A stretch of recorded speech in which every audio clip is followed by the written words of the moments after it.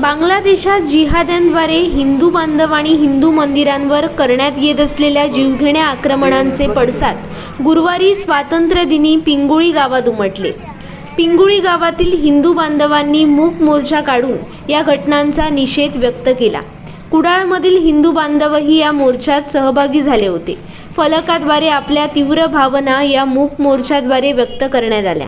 बांगलादेशात गेल्या अनेक महिन्यांपासून होत असलेल्या विद्यार्थी आंदोलनाने गंभीर वळण घेतलंय. इस्लामी धर्मांधांनी तेथील हिंदू बांधवांना लक्ष केलंय. हिंदूंची शेकडो घरं पेटून देण्यात आली आहेत. तसेच हिंदूंची मंदिरेही जाळली गेली आहेत.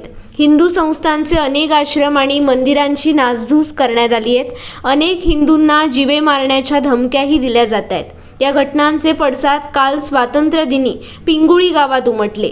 या गावातील हिंदू बांधवांनी या घटनांच्या विरोधात मूक मोर्चाची हाक दिली होती आणि या मोर्चाला उत्स्फूर्त प्रतिसाद मिळाला.